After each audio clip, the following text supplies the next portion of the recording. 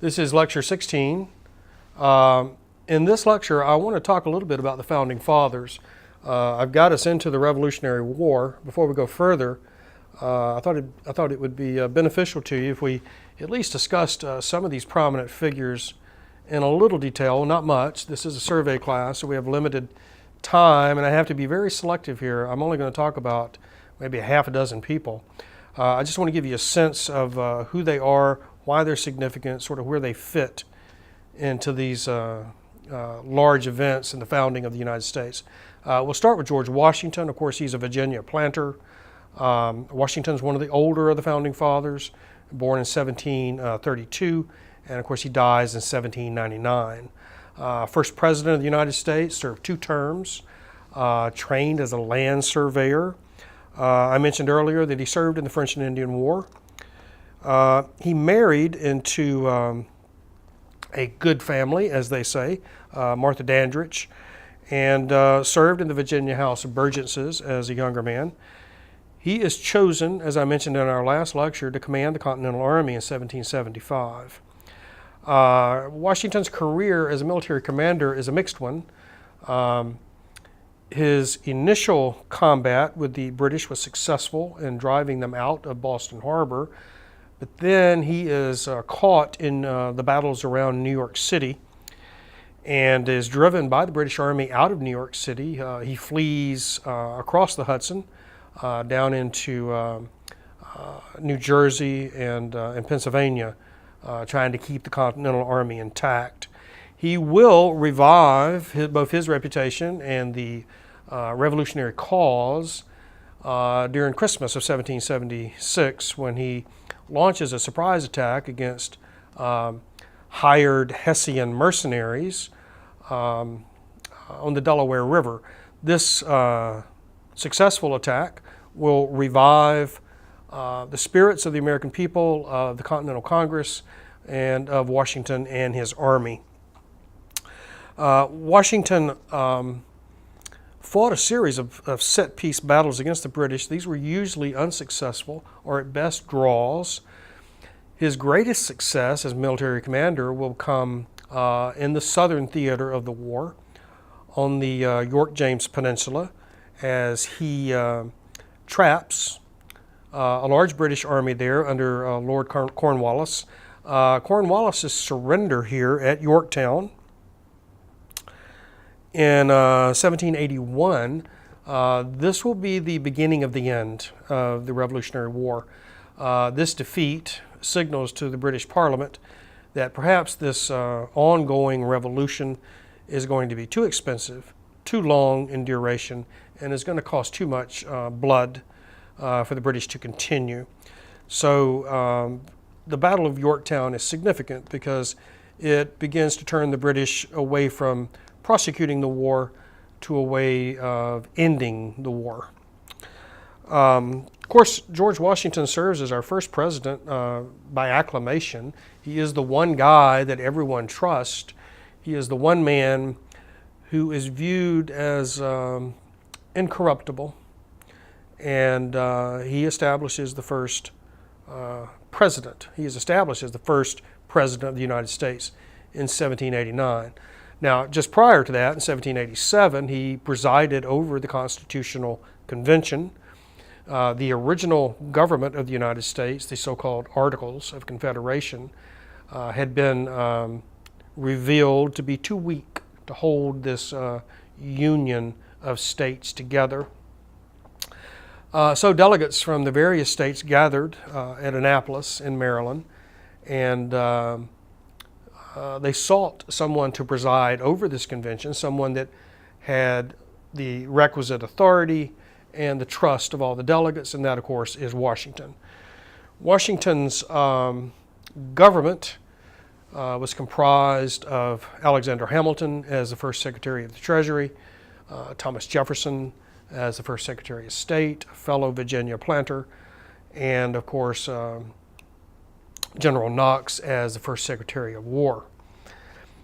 Perhaps the greatest thing that Washington did as president, besides his maintenance of this government, this first government under the Constitution, is how he exited public life. Remember, Washington leaves and goes home to Mount Vernon to resume his chores as a farmer and a planter in 1796. At the same time, in France, of course, we have the emergence of Napoleon. It's difficult to imagine Napoleon ever sort of voluntarily giving up power and walking away from it. In our own century, we have seen great and powerful men who simply cannot be removed from office other than by death. And it's very unusual for a man to reach the stature of George Washington, to have the authority that he has, the respect and admiration of his fellow citizens, and then to simply walk away from power. This is most unusual in human history. And it sets a wonderful precedent for how power is to be relinquished in this country in the future. We will, in time, of course, establish term limits on the president. But Washington's 2 terms set a precedent that is followed all the way up until the middle of the 20th century, when Franklin Roosevelt ran and was elected 4 times to the presidency. But we'll get into that later. Washington dies in 1799. He apparently caught pneumonia while doing chores on the farm there at Mount Vernon, and passed in 1799. I want to talk about a few other figures here. John Adams. Someone once said that if Washington fought the Revolution, that John Adams thought the Revolution. And there's some truth to this. Washington in the field with the Continental Army, while Adams is theorizing about government, trying to secure loans for the new country, trying to create alliances for the new United States. Adams, of course, is an attorney from Boston, born 1735, and will live a long life, dying in 1826. Second president of the United States, first vice president under Washington. He attended Harvard. He's very active in Boston politics, attacking the British taxation policies. He is a delegate to the Continental Congress. He defends the British troops who fire upon the Bostonians at the Boston Massacre. He helped guide the Declaration of Independence to fruition. It is, in fact, Adams who suggested that Thomas Jefferson write the Declaration of Independence, just as he had recommended George Washington to be the commander of the Continental Army. He's the first U.S. minister to Great Britain.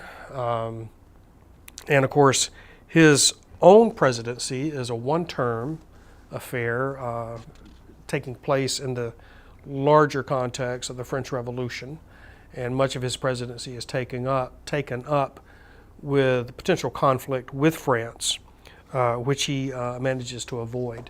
One of the more controversial aspects of Adams' presidency was the passage of the Alien and Sedition Acts. This was in response to the turmoil brought about by the French Revolution and by the emerging divisions of sentiment here in the United States over the issues that the French Revolution brought to the forefront. Adams, of course, would retire, go back to Boston, and live out the rest of a long and fruitful life. The third figure I want to mention here is Benjamin Franklin. Franklin's the oldest of these founding fathers, born in 1706, dying in 1790.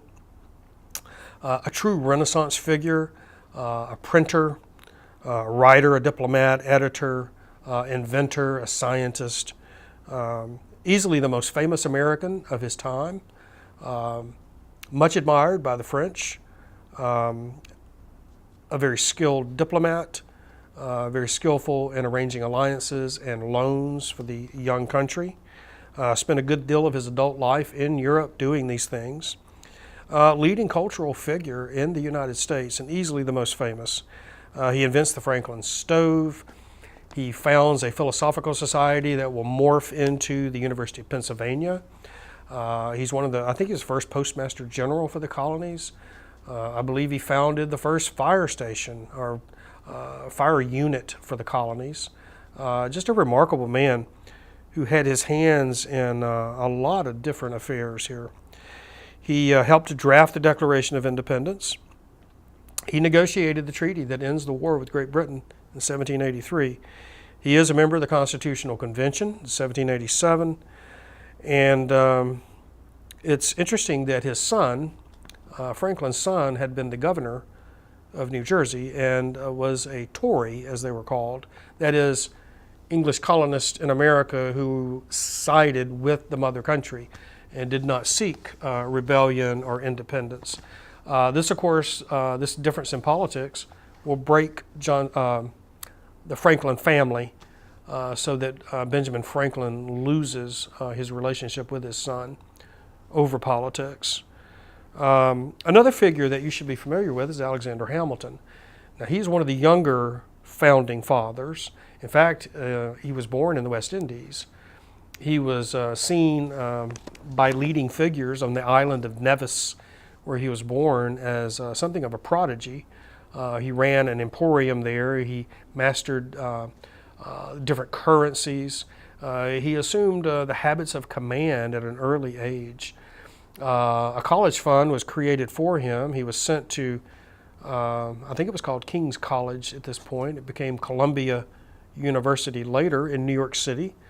And indeed, Hamilton was in college when the war broke out.